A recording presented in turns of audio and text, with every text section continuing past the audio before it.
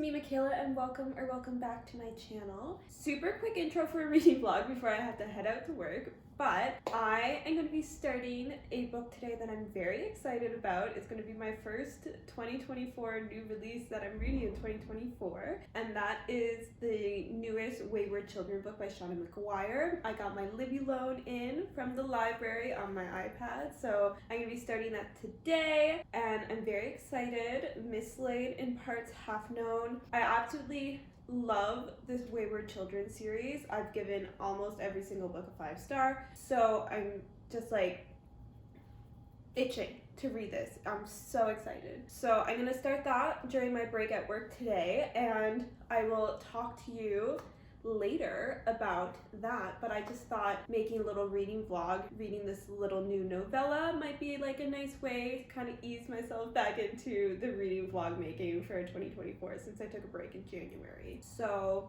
let's get into that. Hello. It is the next morning. It is the weekend, and I'm so happy. But I did start reading Mislaid In Parts Half-Known yesterday, and I ended up reading like half of it because it's a novella. It's super short. I guess just to because my intro is super short, if you don't know the Wayward Children series by Seanan McGuire, you should read it because I love it. But it's basically a series of novellas, and it's a portal fantasy story, I guess is the best way to describe it. Basically, each book is either taking place at Eleanor West's home for wayward children, or is the backstory of one of the children at Eleanor West's home for wayward children. And all of these children have at some point come across a magical door that takes them into a portal world.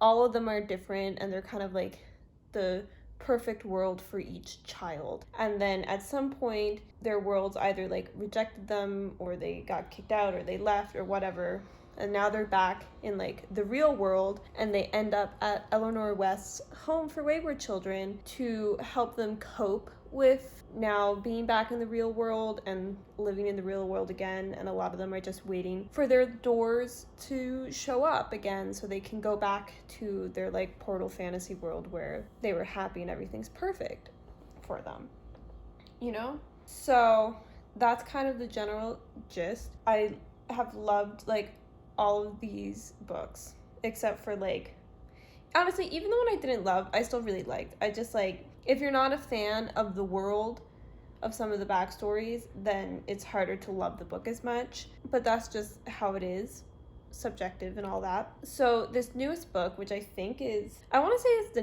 9th book, we're gonna go with the 9th book in the series, is one that is set at Eleanor West's home for wayward children and is following Antoinette. And the last book before this, which was Lost in the Moment and Found, was her backstory. And so now this current book is taking place at Eleanor West's home for wayward children, and it's showing Auntie's recollection of the events kind of prior-ish and during Where the Drowned Girls Go, which was the last book set at the home for wayward children. So it's starting with that and then showing her story kind of now at the home for wayward children, because she's a newer character that's been introduced in this series. And so now she's interacting with kind of like all of your favorites that you've been following the entire time. And it appears, I don't want to like give too many like spoilers or anything, but I am really enjoying it. You're learning a lot more of like how all of the portal fantasies work, because for a lot of the series you're really confused by it, and it's kind of like, or at least in my opinion, it's very like intentional by Seanan McGuire that it is very confusing, it's very vague, and it's not super well explained, because that's how the people, these children at the home feel, how everybody feels about them. They don't know how the magical doors work, they don't know like why they appear and why they don't, and all the differences between the worlds. And like that's kind of part of the whimsy in the series, just in general too. Oh my god, this whole series, it's like merges like whimsical and darkness in this way that is just like absolutely enthralling, and I love it. I love it. And so now in this, because of the world that Ansi went to, she has a lot more knowledge on how the worlds and the doors work. And so it's really interesting to learn that. And now, like, kind of at the halfway point, it looks like we're going to kind of be going on another quest, which is super fun. It's why I think all of the books set at the Home for Wayward Children are my favorite, because they always have these kind of like questing things. I still really love the backstories of all the kids as well, but just having these stories where they're like on a quest, or they're just the group of children interacting together and the relationships they have, it's just like, those are always my favorite ones. So I'm really excited that this is a book at the Home for Wayward Children, and I am looking forward to reading the other half of it today. I'm going to be getting straight into that once I finish this little update, but I did want to give you a little update because it is a novella, so having read like 60 pages is like half of the book. So that's kind of all I have to say. I'm loving it. I really do love Ansi. I'm so glad to be seeing her interacting with all of my favorite characters from before. Love Christopher.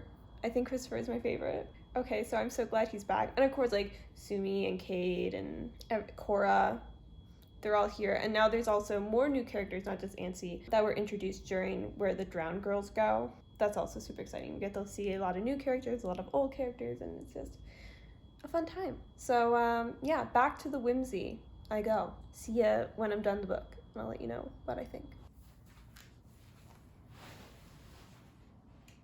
It's me, I'm back, and I finished reading Mislaid In Parts Half-Known, and it was 5 stars. I just love this series so much, and I feel like every time I read a book, it just like sweeps me away, and it's like whimsicalness, but then it also has like so much to say about childhood and children and the experiences of children and how they vary. Also a lot of commentary in the entire series on childhood trauma especially, and I think it's just so well portrayed and said, and Seanan McGuire's writing is just so beautiful. I love it, and I really felt like this little, like, it really felt like just like a capsule quest story that kind of like tied up some loose ends and gave you some, like, I guess like happy endings is the best way to say it. It's just so